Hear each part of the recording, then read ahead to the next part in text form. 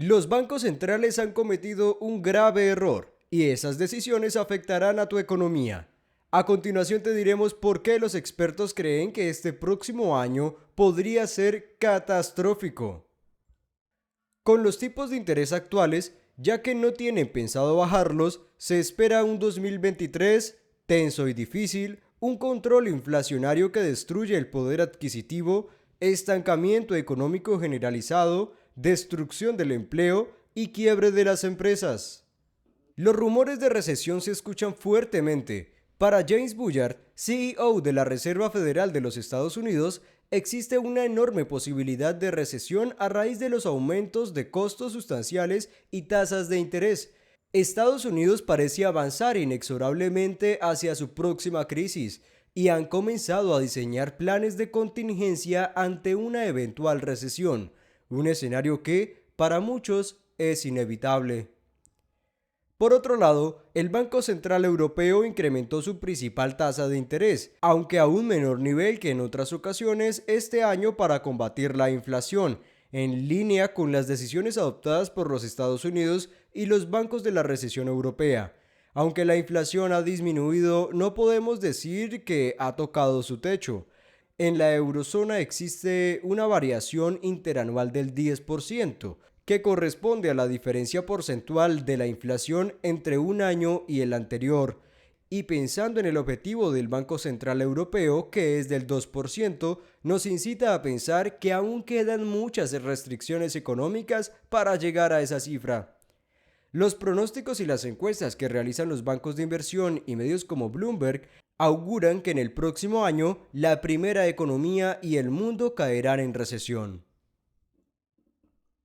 El presidente de la Reserva Federal estadounidense, Jerome Powell, ha reconocido que la lucha contra la inflación puede llevar a la economía a una recesión, aunque a la vez ha mostrado un cauteloso optimismo en lograr lo que los economistas llaman un aterrizaje suave. Te estarás preguntando, pero ¿cuál es el error que cometieron los bancos centrales?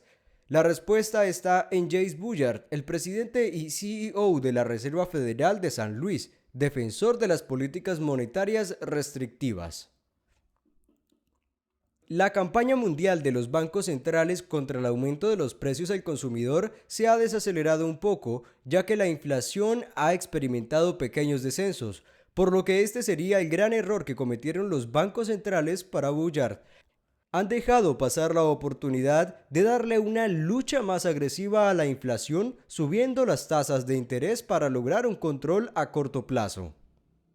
Bullard ha remarcado que el cambio en la postura de la política monetaria parece haber tenido solo efectos limitados en la inflación y que el Banco Central estadounidense todavía tiene mucho trabajo por hacer antes de controlar la inflación y devolverla a su objetivo del 2%.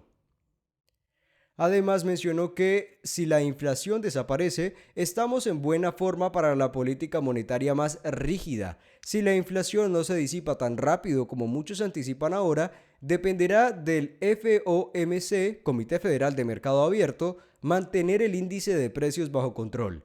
Es por eso que Bullard ha sostenido que el 5% podría servir como el rango bajo para el lugar donde debe estar la tasa de fondos, mientras que el límite superior podría estar más cerca del 7%. Los datos de octubre han mostrado que la inflación comienza a dar signos de relajación en Estados Unidos. El índice de precios al consumidor IPC se ha situado en el 7,7% en tasa interanual, frente al 8,2% registrado en septiembre, lo que supone el menor aumento desde enero de 2022. Este hecho ha llevado al mercado a descontar una subida de 50 puntos básicos en la reunión de diciembre.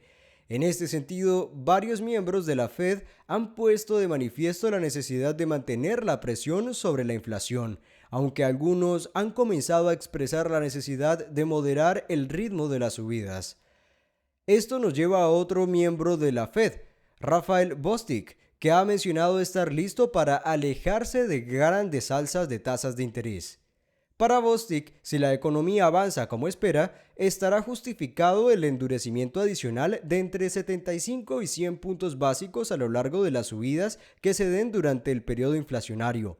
Él cree que este nivel de la tasa será suficiente para frenar la inflación en un horizonte temporalmente razonable. Dicho de forma más clara, la visión de Bostic implica alejarse de las alzas de 75 puntos y continuar el ciclo alcista. Esto significa que la Fed se mantendría a la espera durante un periodo prolongado para seguir presionando los precios a la baja. Por lo que la pretensión de Bostic es que la Fed haga una pausa para dejar que la dinámica económica se desarrolle. Justamente, y esa es la clave de Bostic. Él no cree que deban seguir subiendo los tipos hasta que el nivel de inflación haya bajado al 2%, debido a la dinámica de retardo de la que mencionó antes, ya que esto garantizaría una profunda recesión.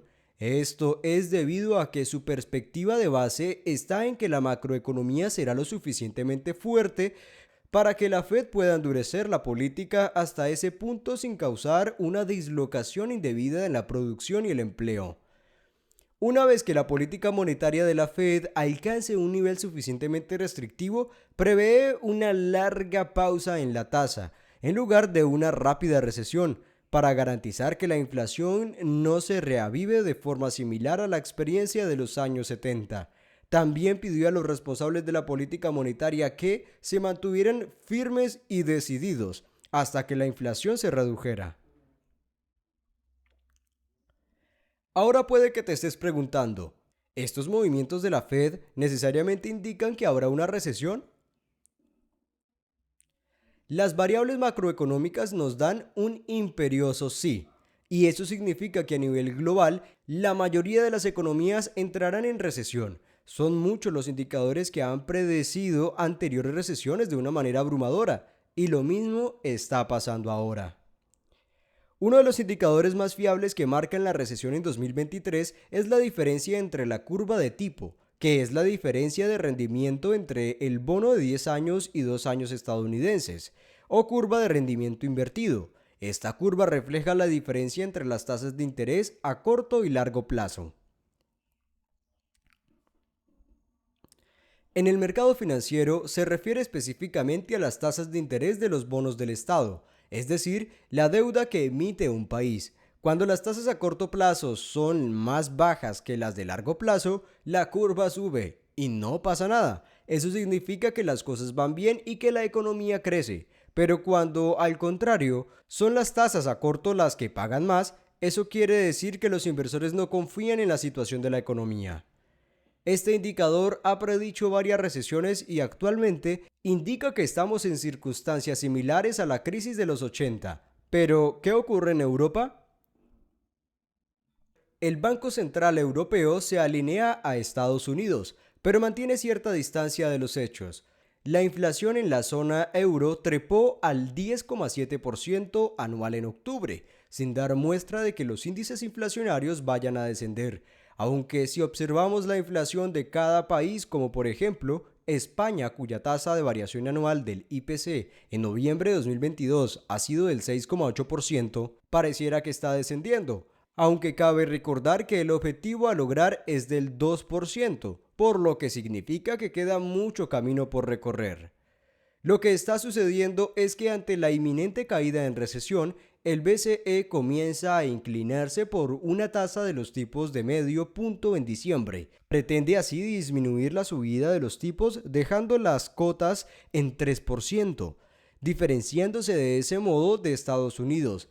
Parece que no hay nada controlado de cara al 2023 y aún así el BCE prefiere moderar en vez de acabar de raíz con la inflación. Por último, ¿cómo afectará esto a los mercados? Expertos indican que ya no es importante la velocidad con la que suben los tipos de interés, sino el tiempo que se prolongan en estos niveles. Aunque se ve incertidumbre en el sector inversionista, el cierre de año parece positivo con el BCE y la Fed suavizando la subida de los tipos, y aparentemente habría un flujo de ingreso en las bolsas. Pero no podemos dejar de mencionar que el 2023 de manera general será un año complicado. Una prueba de ello será la renta variable que intentará encontrar un suelo mientras muchas empresas se verán afectadas. o el sector inmobiliario, que sufre correcciones generalizadas en todo el mundo y seguirá una bajada de la demanda a lo largo del 2023. Esperamos que esta información te sea útil y que te suscribas para que te sigas informando sobre el mundo de las finanzas. Recuerda dejar tu opinión al respecto. Hasta la próxima.